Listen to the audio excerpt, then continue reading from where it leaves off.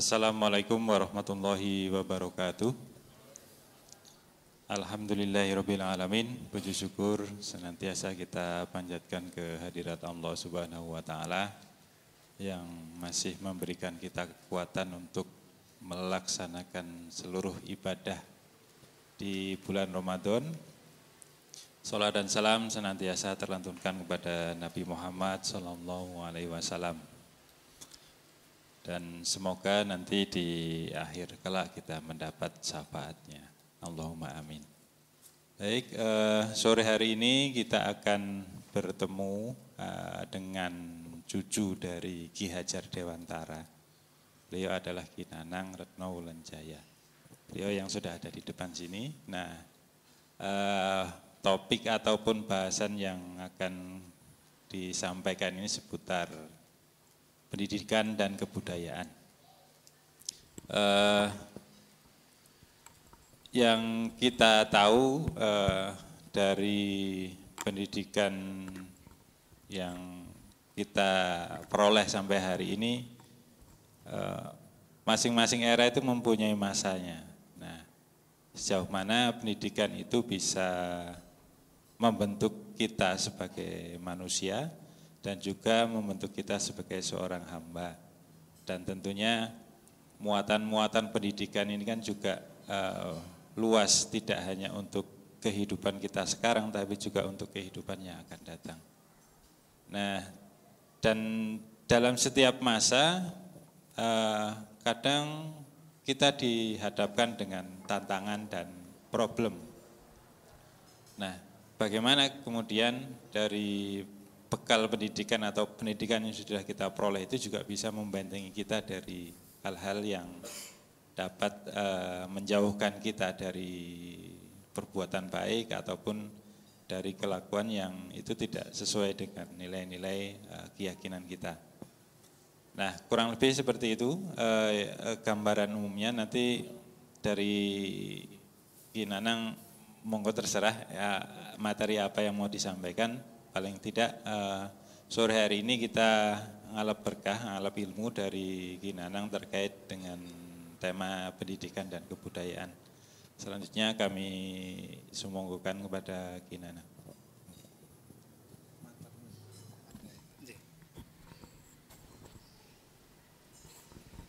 Assalamualaikum warahmatullahi wabarakatuh. Alhamdulillah nahmaduhu wa nasta'inuhu wa nastaghfiruhu wa na'udzu billahi min syururi anfusina wa min sayyiati a'malina may yahdihillahu fala mudhillalah wa may yudlil fala hadiyalah. Asyhadu an la ilaha illallah ilaha wahidan wa nasyhadu anna Muhammadan abduhu wa rasuluhu arsalallahu mubassiran wa naziran la nabiyya ba'da. Allahumma sholli ala hadzal nabi karim wa ahli baitihi wa sahabati wa kullu ummatihi la yaumiddin amma ba'du. Qala Allah ta'ala fi kitabil karim Rabbana hab lana min azwajina wa dzurriyyatina qurrata a'yun waj'alna lil muttaqina imama. Wa qala aidan al malun wal banun ziyanatun hayatid dunya. Shadaqallahul azim. Au kama qala Rasul Karim man nazurila wajhi aulati bisukrin kal nazur wajhil Nabil Karim. Shadaqallahul azim wa shadaqatu Rasul Karim. Ngapunten Bapak Ibu, kita bersyukur pada Allah SWT bahwasanya Allah SWT telah meletakkan kita bersama di tempat yang semulia-mulianya tempat di mana Allah memandang kita insya Allah dengan pandangan kasih sayang dan rahmatnya. Yang kedua, kita berjumpa di tempat yang mulia ini di bulan yang mulia. Bulan di mana Rasulullah mengatakan Sahrul Azimun Mubarakun. Bulan yang mulia lagi penuh keberkatan. Dan saya kenalan rumien, saya itu memang bingung profesinya apa gitu ya. Kebetulan Allah SWT lahirkan saya sebagai cucu dari Ki Hajar Dewantara. Saya kalau lihat nenek moyang saya ngeri gitu. Sehingga kalau ditanya oleh orang, seandainya saya bukan darah dalam begitu ya. Karena yang di Ponorogo itu adalah kakeknya istrinya Ki Hajar Dewantara, Nyi Hajar Dewantara. Ya, begitulah Allah SWT menempatkan saya dalam sejarah yang mulia. Tapi Bapak Ibu, kemuliaan itu di dalam perkara iman. Panjenengan orang Islam, panjenengan orang mulia. Dari sebanyak-banyak makhluk, dipilihnya panjenengan semuanya sebagai manusia. Dari seluruh manusia, Allah pilih kita menjadi umatnya Rasulullah.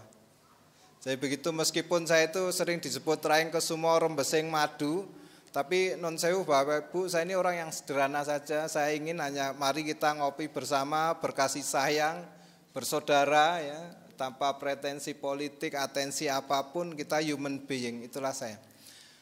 Saya diberi nama ayah saya Rekto Wulanjaya. Ayah saya anak kelima dari Ki Hajar Dewantara, namanya Ki Bambang Sukawati Dewantara, tokoh pers, ya, banyak karyanya, dulu penerima hadiah BMKN juga, Piala Sastra, ya, alhamdulillah. Tapi oleh Nyi Hajar atau istrinya Ki Hajar Dewantara saya dipanggil Bagong. Oleh kadala saya dipanggil Nanang, maka dipanggilnya saya Nanang Rekto Wulanjaya. Mengapa disebut Rekto Wulanjaya? Karena diharapkan lahir perempuan, harusnya Retno Wulandari, jadinya laki-laki. Tapi saya pastikan Bapak Ibu sekalian, alhamdulillah saya tetap istiqomah dalam pilihan gender saya. Alhamdulillah. Saya dipanggil juga Bro Nanang, karena berpuluh-puluh tahun, ya ini dilalah. Maka Bapak Ibu tuh kalau doa tenanan hati-hati.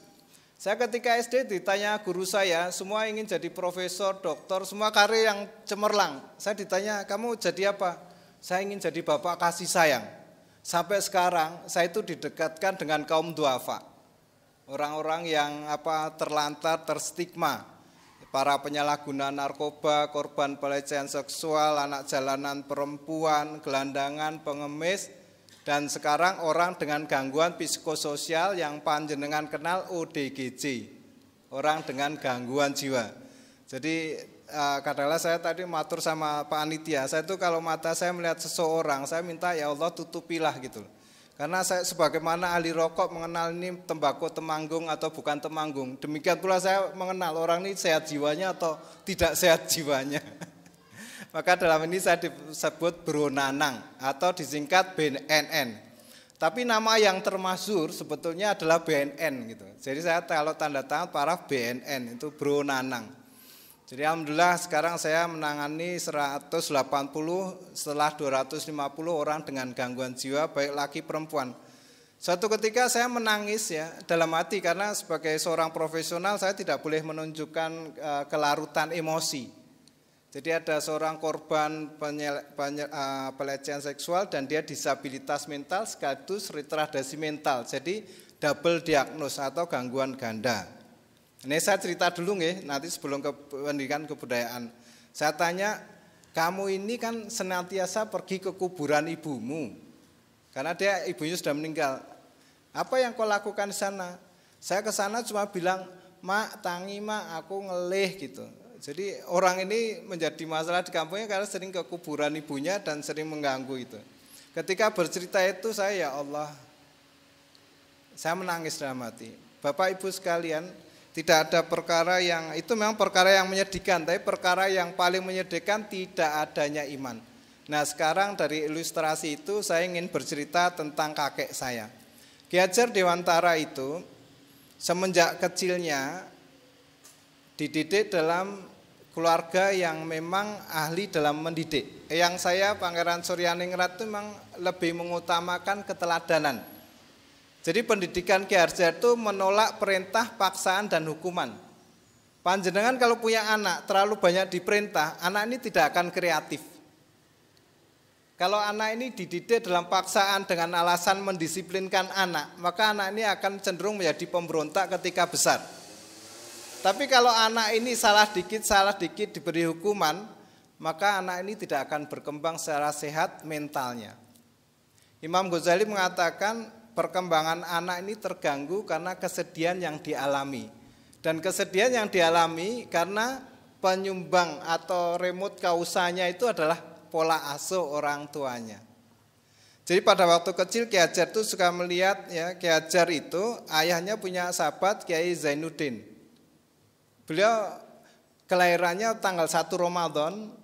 Pada saat lahir, dia lahir dengan bacaan surat Yasin di ayat salamun kalam mirobi rohim.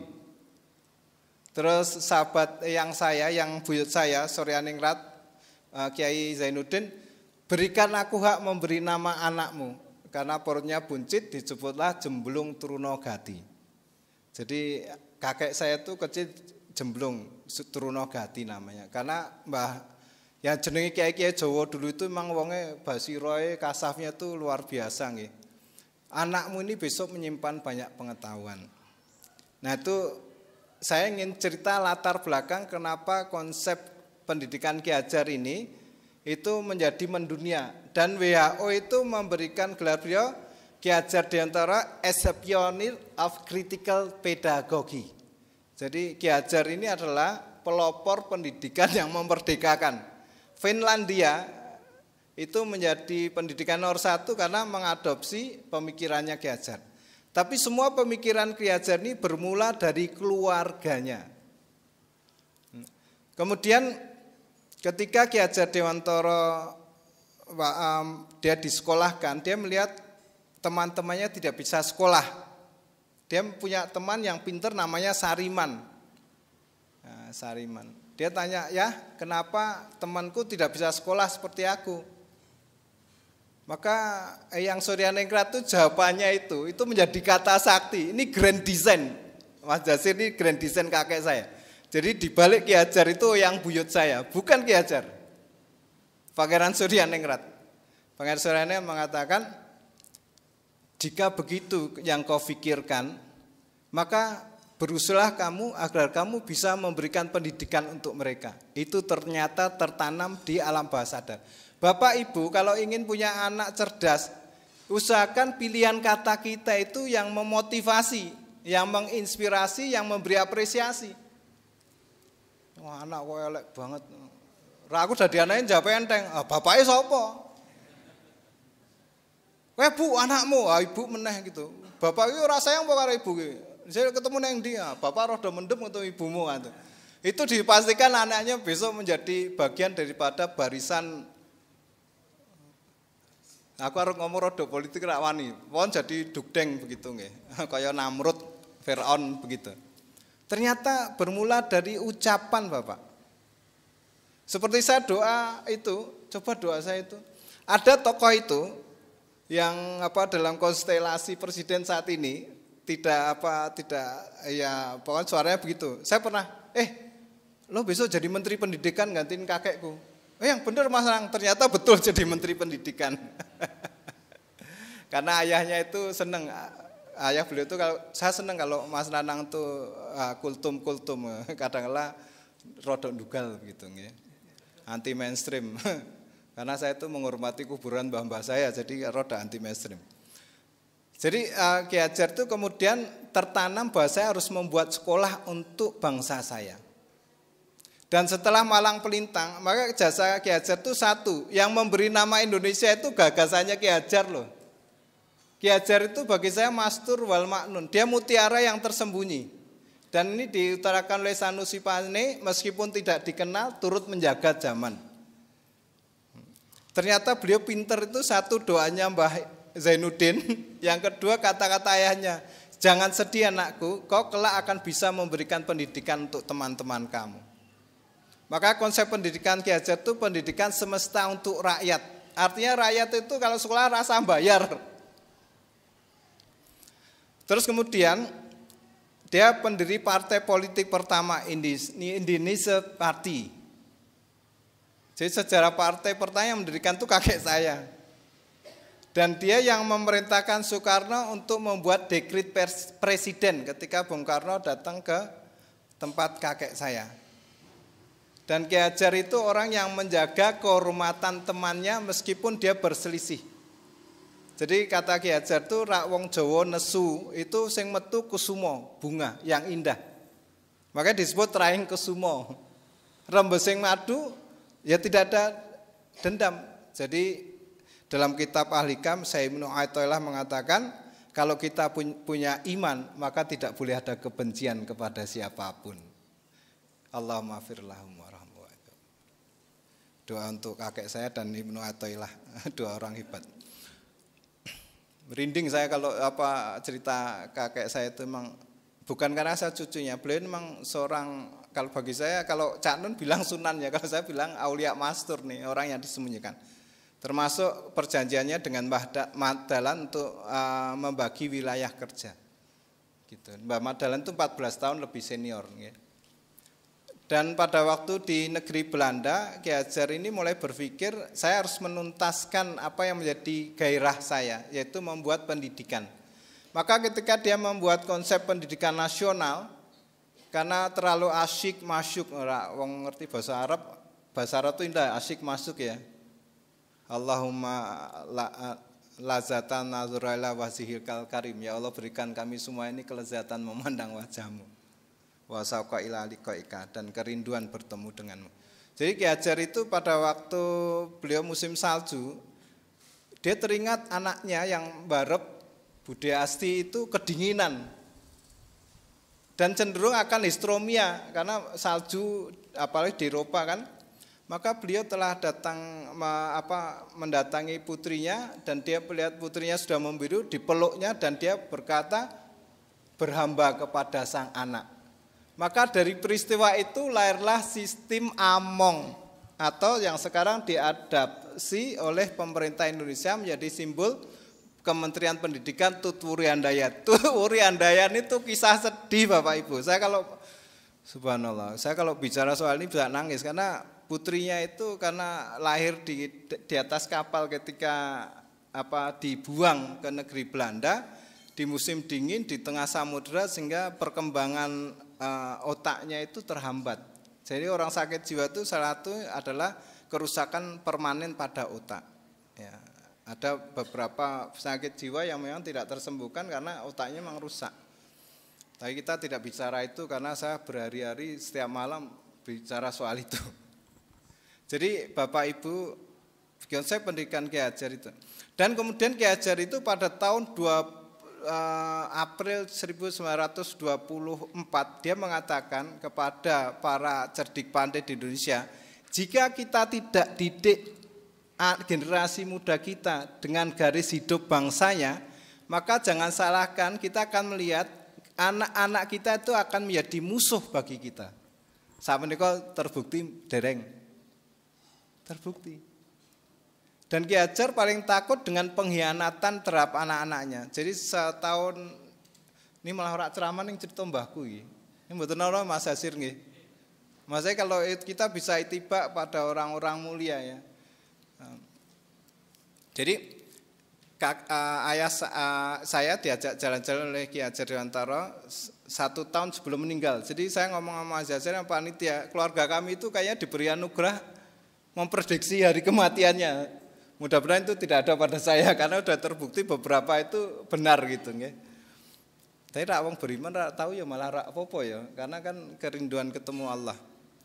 Nah, dia mengatakan pada ayah saya sesuatu yang ditangkap ayah saya sebagai kegagalan. Apakah Bapak merasa risau bahwa anak-anak Bapak akan berkhianat pada Bapak? Oh, bukan masalah itu. Maka ayah saya berkata, Bapak, saya pastikan saya dan Mbak Yu serta Kama saya tidak akan pernah berkhianat sebagaimana khianatnya putranya Sultan Agung kan gitu. Padahal Sultan Agung juga kakek moyang saya kan. Jadi yang ditakutkan oleh generasi pendahulu kita ini adalah pengkhianatan kita. Sekarang ini saya ngomong sama Mas Yasir, saya punya amalan karena wis terbuka ya tak buka gitu. Saya tuh kalau lihat ke makam siapapun gitu dan di sana ada orang mulia, saya berhenti untuk berdoa. Kalau saya menyebut tadi saya Allahumma fir lahum itu, saya menyebut Ibnu Athaillah dan kakek saya langsung menyebut itu. Itulah adab. Adibu aladakum wa ahsinu adabahum. Muliakanlah anak kamu dengan budi pekerti yang baik. Dan Ki Hajar itu sederhana, pendidikan itu untuk mendidik budi pekerti. Dan pendidikan itu adalah alat perjuangan kebudayaan. Jadi paling ngisor ki pengajaran, nomor 2 pendidikan, nomor 3 utamanya itu kebudayaan. Dan kebudayaan itu sebetulnya daya cipta budi manusia yang dipengaruhi oleh alam dan zaman, kultur dan nature, kodrat alam itu artinya pemberian Allah dan perubahan zaman. Jadi buah budi manusia yang dia menghaluskan, meningkatkan kualitas mutu kehidupan manusia, itulah kebudayaan. Maka Ki Hajar memang gelar doktornya itu di kebudayaan bukan pendidikan. Dan Ki Hajar itu memahami antara tarbiyah tadibiyah itu berbeda. Jadi dulu Kementerian Pendidikan, Pengajaran dan Kebudayaan. Itu yang betul. Karena pengajaran itu untuk keterampilan faal, ya. Pendidikan itu takdib, ya, untuk adab. Maka dikatakan kami belajar adab baru belajar ilmu, atau adab di atas ilmu, adabul fawqa ilmu. Sekarang terbalik gitu. Ki Hajar itu paling benci pendidikan berorientasi dua hal. Satu, diplomahjah, dua, eksamen kultur.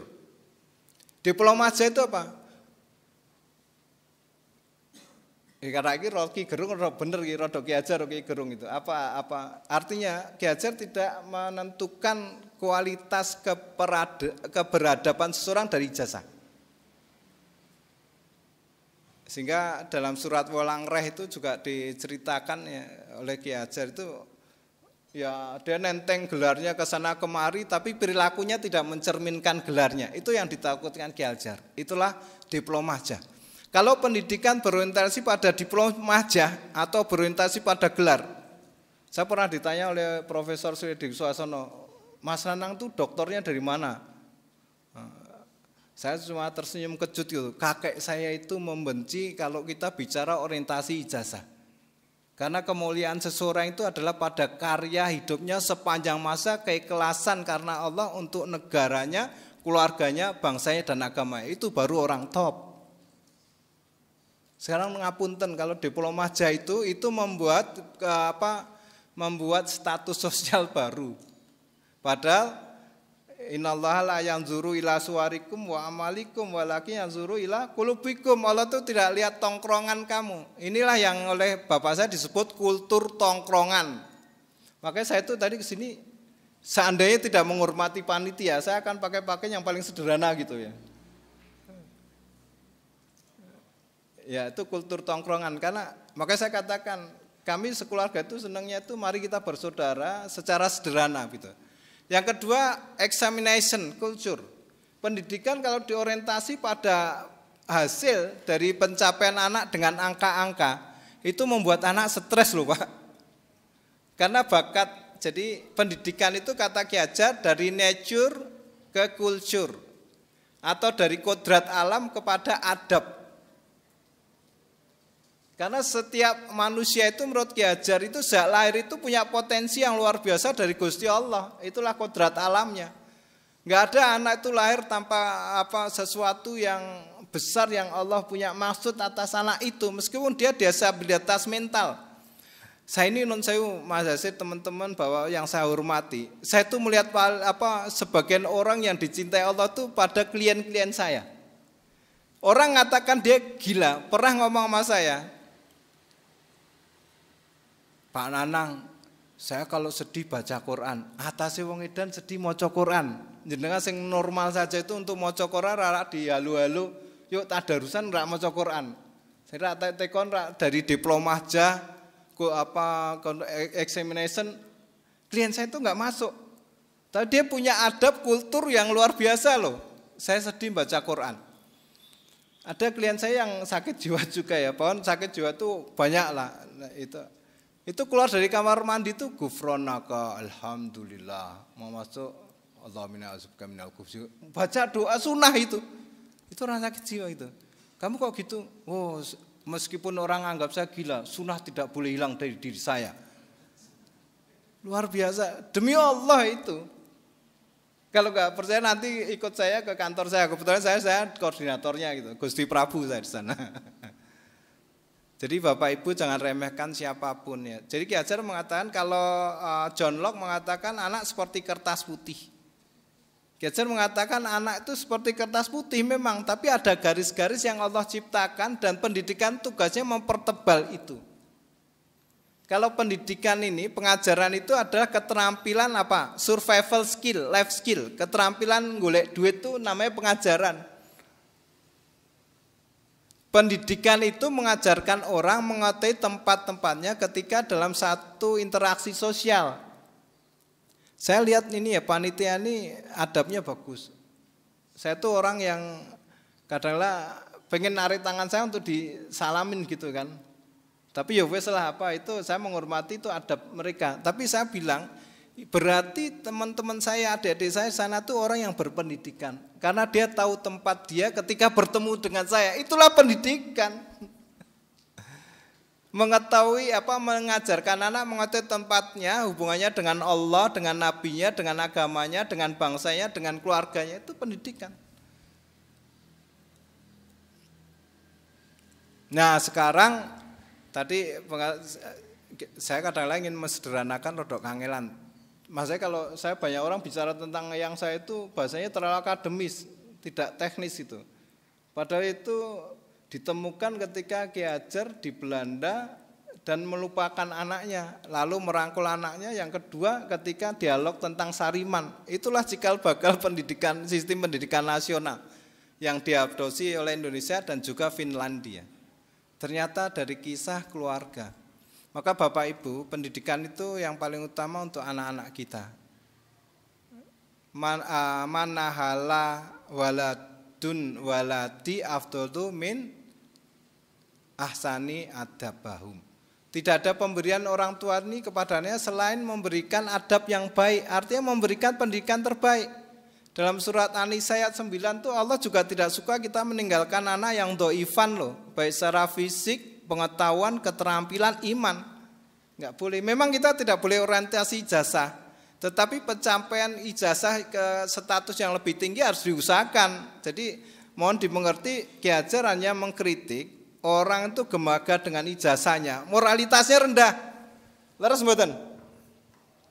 Gitu pon dhuwur-dhuwur jemula korupsi sekian itu ya. Tidak ada kejahatan yang lebih tinggi daripada merampok uang rakyat. Jadi Ki Hajar itu punya basiroh yang luar biasa. Di akhir perjalanannya di Salemba itu dia ngomong, ayah saya bilang, "Pak, saya itu ngatek bosen loh, Pak." Apa tembang? Bapak saya namanya Bambang. Orang tuh bertanya, bapak ki wong Islam, wong komunis, wong sosialis, nasionalis, demokratis atau apapun sebutannya itu. Saya kira kowe meragukan imanku ngono, sing ngajari kowe maca Quran sapa? Nggih bapak. Ya wis kok tekon ngono. Kula ni mboten percaya ra jenengan wong beriman, wong jenengan bapak kula wong kita friend, bestie. Ya Ki Hajar sama anaknya tuh memang tukang dagel. Bang, kalau ada orang tanya tentang saya, katakan saya hanyalah orang Indonesia biasa yang berpikir dengan cara Indonesia, bekerja untuk Indonesia, dan tidak pernah satu kali pun saya mengkorup uang negara ini meskipun 1 sen. Dan itu dipidatokan teman saya yang jadi Menteri Pendidikan, karena waktu itu tidak saya doakan jadi presiden gitu loh. Jadi kalau dia wajar-wajar angkanya di itu wajar itu. Enggak saya sebut nama karena saya pegawai negeri, nanti enggak boleh. Tapi orang itu karib dengan saya dan tiga-tiganya karib dengan saya gitu. Jadi ketemu aku ndonga Mas ya tak dongake gitu. Alhamdulillah. Jadi itu apa keteladan. Kemudian Ki Hajar itu mendidik satu, guru itu harus punya kualifikasi khusus. Nah, guru kualifikasi khususnya itu kalau ingin mendidik anak menjadi cerdas, menjadi beriman, tangguh, ulet, berbudaya. Karena tujuan pendidikan itu menjadikan insan budaya. Apa itu insan budaya? Insan budaya itu orang yang berpikir satu, meningkatkan kehalusan estetika, meningkatkan ketinggian etika, meningkatkan ketajaman logika, dan ujung-ujungnya adalah membagikan semesta kemakmuran untuk semua orang. Jadi dengan pendidikan itu anak berbakti pada lingkungan masyarakat. Karena Ki Hajar ini ketika akan meninggal itu dibacakan Yasin oleh Profesor Iman Sudiat, guru besar UNY itu. Bahasa Iman Sudiat. Kalau orang-orang kuno tuh kenal. Nah, itu rektor saya itu. Dan Pak dia tuh waktu baca di ayat salamun kolami Robbi Rohim, makhrajnya dibenarkan oleh Ki Hajar. Dan dia meninggal dengan itu. Jadi Ki Hajar itu lahir dengan ucapan salamun kolami Robbi Rohim, meninggal dengan ucapan yang sama. Jadi pendidikan menurut Ki Hajar itu membawa anak didik kepada keadaan tertib, tertib, damai, salam bahagia. Tertib, damai, salam bahagia inilah inti dari capaian outcome daripada pendidikan sebagai alat perjuangan kebudayaan. Tertib, damai, salam bahagia ini sebetulnya verifikasi atau istilah wong penelitian stres ki dimensine apa? Bagian dari dimensi salamun kolami Robbi Rohim itu menurut Ki Hajar adalah outcome dari pendidikan. Tertib itu Ki Hajar membuat anak didik ini secara fisik tertib. Contoh tertib niku tertib lahir, tertib mandi, tertib berpakaian. Berpakaian menurut Ki Hajar itu harus jangkep, utuh, runtut, jangkep. Kalau pakai paageman Jawi ya pakai belangkon, pakai sorjan, pakai jarik, komplit, pakai selop. Pakai sorjan dibuka belangkonnya itu belum jangkep. Itu namanya tertib. Secara lahiriah itu tertibnya estetik, enak dilihat. Enak dilihat. Jadi kalau saya lihat pakai jilbab itu ya. Jilbab itu kan untuk menutupi semua keindahan yang dimiliki perempuan gitu kan. Artinya ya kalau tertibnya jilbab seperti apa? Itulah outcome dari pendidikan. Kan lucu juga kita pakai dasi, pakai jas, komplit ternyata metu saka masjid ra nganggo sepatu kan gitu. Walaupun nampak indah tapi tidak indah karena tidak terpadu. Jadi tertib fisik itu orang yang berpendidikan. Yang kedua, damai. Damai itu outcome dari hasil pendidikan. Orang itu tidak punya dendam, tidak punya kebencian, tidak punya amarah. Berbeda prabenten sanes pasulayan. Jadi kalau orang berbeda pendapat ning isih kerengan itu belum terdidik menurut Ki Hajar. Karena tujuan pendidikan tertib. Yang kedua damai. Damai itu hatinya. Maka menurut Toilah itu saya kutip terus. Kalau kita ada iman tidak boleh ada kebencian. Itu yang dimaksud Ki Hajar damai. Bapak Ibu non sewu kenapa orang sakit jiwa? Karena tidak bisa melupakan semua musibah yang dialami oleh hatinya. Petaka hati dia tidak bisa memaafkan. Kan setiap orang tuh pasti punya guilty to self. Rasa marah terhadap dirinya sendiri ada loh. Saya tidak bisa mewujudkan keinginan orang tua saya. Saya keloro-loro terus nelongso iso edan itu. Itu namanya guilty to self. Yang kedua guilty to family. Seorang anak kalau lihat ayahnya melakukan tindakan misalnya nampar ibunya, itu akan tercetak pada dirinya sebagai dendam loh. Karena setiap anak itu kodratinya lebih dekat ibu. Maka bapak kalau sama ibu tuh kalau mau ngampleng tuh ngampleng dengan rekening bunga, Pak. Remen nggih Bu nggih? Remen. Kalau perlu bali nyobu tak pundhutke Honda Brio Satria. Aku ngomongnya supaya aku gagah bojoku tak kei Satria ya to. Ngapusi padahal. Tapi artinya kalau Anda lembut terhadap ibu anak itu, maka anak itu akan jadi cerdas. Begitu. Anak itu akan jadi bodoh kalau ayahnya tuh kasar sama ibunya. Di balik laki-laki besar ini ada perempuan yang sabar loh. Betul-betul Bu. Ora tahe wangi ngono ki kudu sungkem karo aku ibu-ibu ki. Wah, matur nuwun Mas. Nanti sepulang ini suami saya mesti nurut sama saya gitu. Jadi Bapak, muliakanlah istri kita karena dengan cara itu anak kita akan memuliakan kita. Kecerdasan anak itu non sewu secara biologi, sperma laki-laki, sel telur perempuan, mitokondrian itu yang menghasilkan kecerdasan keuletan 75% itu pada ibu. Jadi mitokondrian itu 3 pada ibu, 1 pada ayah. Maka ketika ditanya kepada saya berbakti ibumu, bapakmu. Jadi kalau untuk adik-adik yang laki pun kagungan istri belum? Ada yang belum punya istri? Kalau anak kamu mau cerdas, carilah wanita yang cerdas. Kalau Nabi mengatakan kalau cari istri itu yang walud wa malud. Dia manja tapi dia cerdas. Nah, begitu. Jadi ini pendidikan kebudayaan kok ngantek rumah tangga ya. Bari konsultasi pernikahan ya, Dik ya. Ora apa Mas Hasil. Aku ki melayani segala konsultasi kok. Pemat ya saya layani ya, mendem saya layani ya, pernikahan saya layani gitu. Selepas ini dagelan bersama gitu lah. Enak itu. Oke, tadi itu tentang damai, tertib damai, salam bahagia. Salam itu dia itu ya dirinya itu hidup apa maunya Gusti Allah. Inilah yang kemudian nggak usah saya terangkan karena nanti tidak salah paham. Itu yang disebut manunggaling kawula Gusti. Bukan seras zat atau ragawi, tapi mengajarkan orang yang berpendidikan itu dia hidup berdasarkan komitmen etika berketuhanan. Apa kata Tuhan dia ikuti. Itu orang jadi salam. Maka kalau orang tidak bahagia itu tidak damai dengan Tuhannya itu. Lihatlah orang yang menjauhi agama hidupnya pasti tidak damai. Orang yang tidak melupakan amarah dirinya tidak akan damai. Maka tertib damai itu artinya tertib itu lahirnya bagus. Damai itu letting go, letting God. Biarkan masa lalu itu terkubur dan biarkan ke depan itu menjadi lebih baik. Ini kalau konsepnya Ki Hajar dipakai itu nggak ada orang sakit mental loh. Karena orang sakit mental tidak pernah bisa melupakan kemarahannya. Nah salam itu lebih kepada aspek kita dengan Allah.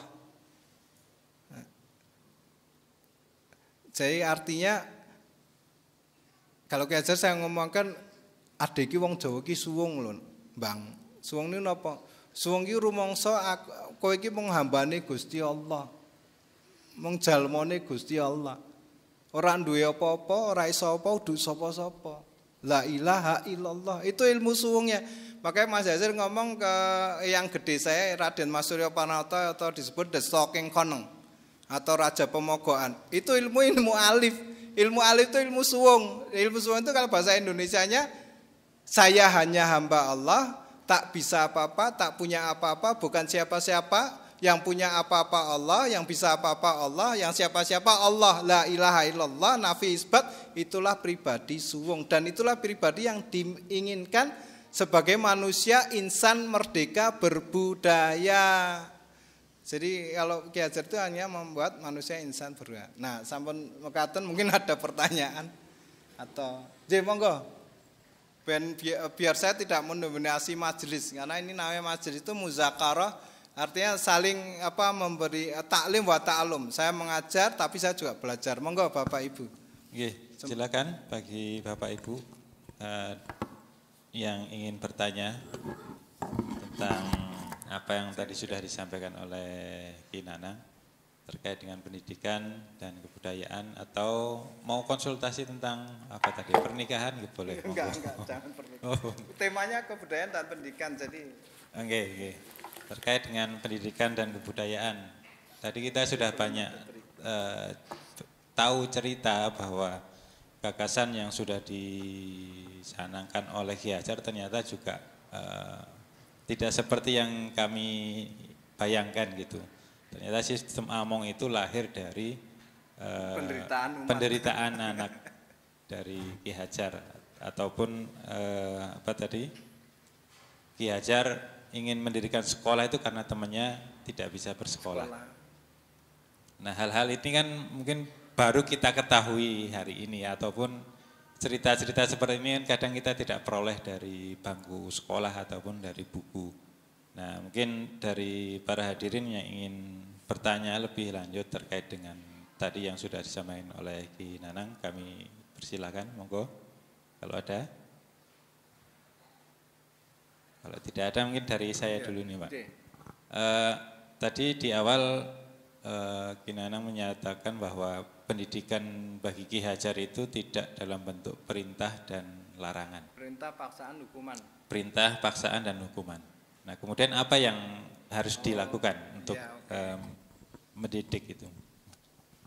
Jadi Ki Hajar menggantinya dengan ing ngarsa sung tulodo, ing madya mahun karsa tuturi handayani. Bapak Ibu, anak itu cerminan ayah dan ibunya. Tapi banyak kan kalau orang mengadukan anaknya menjadi penyalahguna, itu bapak ibunya selalu berhujah bahwa ini salah anaknya. Jadi satu keteladanan itu lebih baik daripada 1000 nasihat. Banyak orang mendapatkan hidayah Allah karena keteladanan. Banyak anak-anak itu menjadi besar karena keteladanan. Keteladanan itu adalah nasihat dalam sunyi. Daun yang berbisik, rada romantis gitu. Jadi engarso sung tulodo. Di depan itu seorang ayah, seorang ibu, karena kita semua ini guru. Ki Hajar mengatakan saya ingin setiap orang menjadi guru, setiap tempat menjadi sekolah. Artinya Ki Hajar percaya setiap orang itu berkemampuan menjadi guru, berkemampuan menjadi murid. Makanya saya katakan kita ini muzakarah, ta'lim wa ta'lum. Saya belajar, saya mengajar. Nah, keteladanan Bapak Ibu. Keteladanan itu satu aspek yang penting dalam pendidikan. Maka seorang guru menurut Ki Hajar Dewantara dia harus punya watak satria pinandita. Jadi pendidikan itu jangan kau bawa anak kamu ini melainkan kepada guru yang baik. Kalau dalam istilahnya mursid. Mursid atau guru yang bercita satria pinandita itu mengambil keburukan sifat buruk pada anakmu dan meletakkannya sifat-sifat baik. Karena cita guru yang pertama itu dia harus ada kasih sayang, ada mahabbah terhadap muridnya. Kedua responsible, bertanggung jawab, love, cinta, care, perhatian, concern, peduli. Sifatnya harus dimiliki. Satria Pinandita, justru saya tanya ayah saya, guru yang ngono angel banget loh Pak gitu.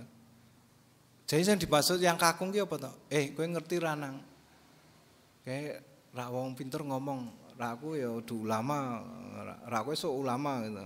Ya matur nuwun Pak dongomu sak pangestumu.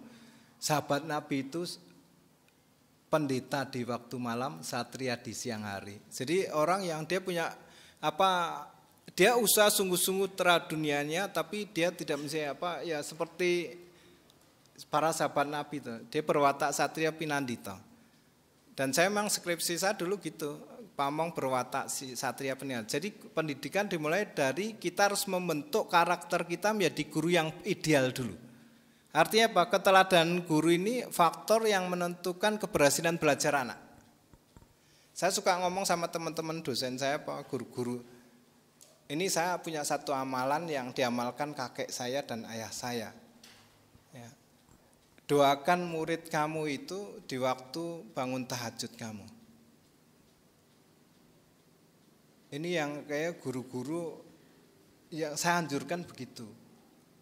Saya tidak pamer pada amalan rohaniah keluarga saya. Tapi Ki Hajar itu ternyata dia selalu mendoakan muridnya. Kalau tanya ya rak guru ki kaya ngono. Adek ki ora sok pinter ngono lho apa. Kadang-kadang kita ya salah toh. Kita udah ngasih keteladanan disalah artikan, maka serahkan takdir anak kamu itu. Bukalah kecerdasannya dengan minta kepada yang menciptakan. Jadi ini siapapun yang di sini kebetulan dosen atau guru, inilah ijazah amalan Ki Hajar Dewantara. Ini sanate jelas Mas Yasir, dari kakek saya kepada ayah saya kepada saya dan sekarang pada panjenengan. Doakan anak saya tuh kalau pergi itu untuk anak saya uzuka bikalimatil tamatin kulli syaiton wa amati min kulli anin lama. Tapi anak saya baru ngomong sama adiknya, "Dek, Bapak ki senungo apik denggo kowe ini rak perilaku kamu itu ya ora apik ngono ya tidak masuk dalam doa ayahmu ngono. Yaitu romantika keluarga saya. Kalau kepada murid-murid saya itu ya Allah maftah qulubuhum bi futul arifin. Ya Allah bukalah hati murid-murid kamu ini dengan kebijaksanaan orang-orang yang bijaksana.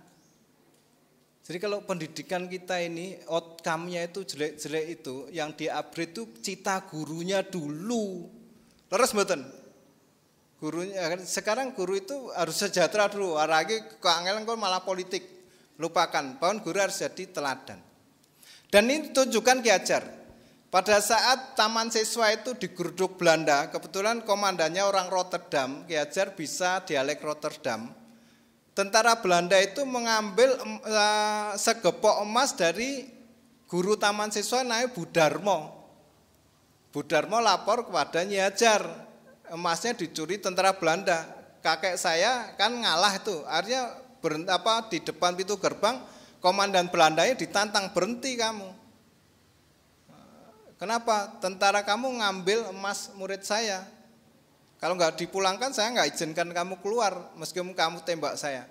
Dan Nyi Hajar Dewantoro itu tidak pernah jalan di depan suaminya atau sejajar dengan suaminya karena adab orang Jawa. Tapi di saat suaminya mau ditembak Belanda, Nyi Hajar itu di depan suaminya. Ini kalau tidak ada masjid tak suruh tepuk tangan untuk ibunda saya itu. Allahumma firlah. Hebatnya Nyi Hajar begitu. Dan itu Ki Hajar memberikan contoh, aku gurumu, rak kowe menderita, aku harus melindungi kamu.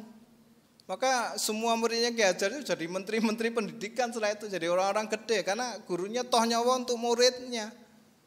Jadi murid nggak boleh menderita, saya harus menderita. Maka prinsip pendidikan Ki Hajar itu berhamba kepada sang anak. Jadi guru itu adalah ayah dan ibu bagi muridnya. Kalau kepala sekolah ayah dan ibu bagi dosen-dosen. Pak Rektor kayak ayah bagi dosen-dosennya. Kalau guru mulang sara ya anaknya muridnya kencing berlari-lari ya. Saya kira orang kencing bersalto-salto kayak UFC ya toh, serem. Jadi pertama kali ubahlah citra guru menjadi guru yang bisa jadi teladan. Yang kedua ing madya mangun karso. Ing madya mangun karso itu memberikan motivasi. Nah, motivasi itu Bapak Ibu, ada kata sakti, small talk itu yang berupa mantra sakti. Saya tadi cerita guru saya Dr. Andes Muhammad Toha, orang yang pertama ngajarin saya agama. Jadi saya sejak kecil itu tidak pernah dididik agama oleh ayah saya. Tradisi orang dulu dididik wong pinter gitu. Jadi saya tuh cetakan wong okeh. Jadi kadang-kadang kalau jenengan lihat saya rodok ndugal sidik itu mungkin itu sanad dari guru saya yang rodok dugdeng kan gitu. Tapi kalau ketika lembut ya berarti guru saya yang lembut ya. Mursyid yang lembut. Jadi Ki Hajar itu menjadi besar karena ayahnya berkata, wahai anakku, kalau kau sedih tentang Sariman, maka kau harus membuat sekolah untuk Sariman-Sariman ketika kau sudah dewasa. Kata itu. Jangan pernah dikatakan, kamu nakal anak isopo, padahal anak dewe. Ternyata di bulan Ramadan ini Bapak Ibu saya baca Fadilatul Ramadan. Itu hendaklah para orang tua berhati-hati ketika marah terhadap anaknya. Kadang-kadang kalau kok ini melarati 7 keturunan, itu akibat daripada perkataan nenek moyang kita yang keliru di saat ijabah doa. Hati-hati Ibu kalau misalnya ini kesehatan mental saya beritahu. Ada perempuan itu yang membunuh anaknya karena diselingkuhi suaminya. Jadi citra anaknya itu seperti gambaran suaminya dibunuh itu. Jadi mari Bapak Ibu kita berkasih sayang gitu nggih. Jadi hati-hati dengan ucapan kita. Misalnya wah anak kok goblok gitu. Insya Allah itu goblok terus tuh, nggak pernah pinter itu. Maka Bapak Ibu yang udah punya anak monggo setelah kondur itu cari di Google atau doa orang tua untuk anak. Saya tuh istiqomah itu alhamdulillah.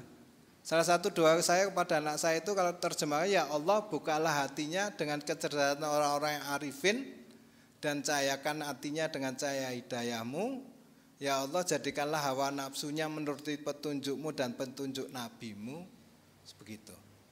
Tapi kalau kepada orang tua saya bilang ya Allah gembirakanlah mereka di alam kuburnya hatta tatsma'ana wa yahum fil multaqa arwahi atau fi darukaramatika ya Allah gembirakan arwah bapak ibu kami dan kelak kumpulkan saya dan orang tua kami di negeri kemuliaanmu. Nah yang terakhir tadi ing Madewan Karso ing ngarso tutwuri handayani. Nah tutwuri handayani itu kalau anak panjenengan ini nanti kalau teknis nanti selepas ini kita bicara teknis. Anak itu kalau Anda tidak bisa mengharapkan tumbuhnya padi yang bagus jika Anda perlakukan menanam padi itu seperti menanam kacang hijau. Ora iso. Ada anak itu cerdas nyanyi. Cucu saya itu Ali Meyer. Kenapa saya sebut Ali Meyer? Karena ayah saya itu suka Abu Dzar Al-Ghifari. Meyer itu bahasa Jerman karena bapaknya sekolah di Jerman. Anak saya sekolahnya di Jerman. Dan waktu itu ya anak saya itu terinspirasi dengan melihat anak-anak Al-Hikmah, Yai Asrori itu. Jadi Yai Asrori itu kan haul Ki Hajar Dewantara yang pendopo. Pak, ngomong Al-Hikmah iki doktore sing nom-nom ning Jerman, Pak. Aku pengen kaya mereka. Ya kelakon anak saya itu akhirnya ke Jerman. Terus berarti nek wong seneng selawatan ki pinter ya, Pak ya. Jadi singkat ceritanya itu ayah saya senang dengan Abu Zar, maka Meyer itu bahasa Arabnya Abu Zar. Ali Meyer Wulanjoyo. Jadi saya sekarang bikin Bani, Bani Wulanjoyo. Nah, Bapak Ibu yang saya sayangi, saya hormati, harus ngomong apa meneh lali. Padahal ini cerita. Tuturi Handayani itu biarkan anak kita berkembang sesuai kodrat alamnya, atau kalau sekarang tuh minat bakatnya. Kalau dia pandai menyanyi, jangan dipaksa untuk menjadi petarung UFC. Dan anak harus dibiasakan. Ki Hajar itu bahasa simbol. Mas Yasir kan seneng banget bar iki terus ngejak ngopi aku ini. Ya Kang Yasir ya ngopi ya. Jadi Ki Hajar itu mengatakan, seorang guru jangan berharap, seorang tua jangan berharap anaknya menanam pohon beringin di pohon beringinnya. Jadi kalau saya orang tua, saya menjadi pohon beringin yang besar. Anak saya menanam beringin di sekitar saya. Beringin anak saya bisa subur enggak? Enggak, kalah sama beringin saya. Artinya biarkan anak kamu terbang tinggi. Jadi menjadi orang tua itu peran lain mengantarkan anaknya untuk terbang tinggi seperti burung Garuda. Jangan didekemi. Agar terbang tinggi, maka kamu harus pandai melihat potensi dirinya. Dan Tuturi Handayani ini rakoe berbakat menjadi akademisi, ya udah dorong jadi akademisi. Pengen jadi seniman, pengen jadi saintis. Jangan sampai anak ingin jadi seniman dipaksa menjadi ahli fisika. Itu banyak orang yang masuk konsultasi gangguan jiwa itu hanya karena nuruti orang tuanya. Jadi ada ini tenanan. Jadi dan ini adalah wanita yang menaklukkan Mount Everest. Dia di Wikipedia ada, tapi nggak saya sebutkan. Aku ki Pak Nanang, aku ki pengen jadi seniman, pengen jadi psikolog. Karo kamasku kon dadi arsitektur. Hanya sesederhana itu iso kentir. Jadi Bapak Ibu, jangan pernah paksa anak Anda menjadi apa yang Anda mau, itu dosa itu. Bahaya. Maka ono seniman Jogja, jahat itu. Jahat itu. Aku rada politik ya. Artinya memang orang tua jahat kalau dia memaksa anaknya bukan pada kodrat alamnya, jahat. Jadi kalau Mas ke rumah saya temu anak-anak saya rada seniman, jangan lihat saya Mas. Saya menghargai Allah berikan dia bakat di situ. Karena bakat ngono kuwi bahasa Urdu, bahasa Persia, bahasa Ibrani pengen tak pelajari gitu. Karena aku senang hal-hal yang spiritual. Ternyata anakku senang hal-hal yang merdeka itu. Berkesenian, melukis, bikin film ya. Jadi Tuturi Handayani biarkan anak itu berkembang dalam kodrat alamnya. Itulah perintah gantilah dengan ing ngarsa sung tulodo, hukuman dengan ing madya mangun karso, dan hukuman itu diganti dengan Tuturi Handayani. Jadi 3 ini memang dibuang, tapi digunakan 3 yang lain. Sistem Among itu artinya sistem yang menggunakan guru sebagai teladan, di tengah membangun gairah semangat anak didik, dan memberikan kemerdekaan anak didik untuk berkembang. Saya pernah diwawancari TVRI Padang tapi di Bennett gitu. Karena saya mengkritik kebijakan menteri.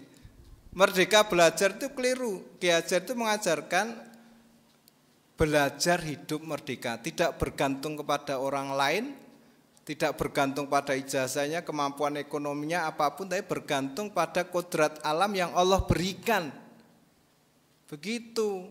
Jadi berpikir merdeka, berkarsa merdeka, berinisiatif merdeka untuk apa? Hidup tertib, damai, salam bahagia. Kalau merdeka belajar engkau merusak damainya orang lain, tertibnya orang lain.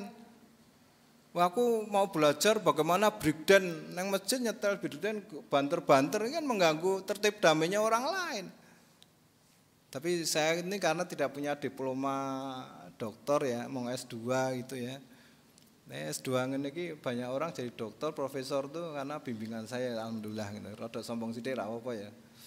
Kita selesaikan kalau ada ganjalan hati kita selesaikan di ruanganmu ya. Siap toh ya, daran ngono. Saya kadang-kadang gitu biar apa tidak terkesan formal, kadang ya wagu tapi saya orang yang serem kalau terlalu dihormati. Jadi itulah kakek saya yang Masya Allah. Bukan karena dia kakek saya, memang dia orang besar lah. Setahu saya begitu dan dia pernah mengatakan yang so sweet. Tidak tahu saya jadinya apabila tidak ada Nyi Hajar di belakang saya. Penghormatan kepada istrinya dia bikin apa? Ayah saya dan suami Ki Hajar itu bikin satu saja indah untuk istrinya dan ibunya.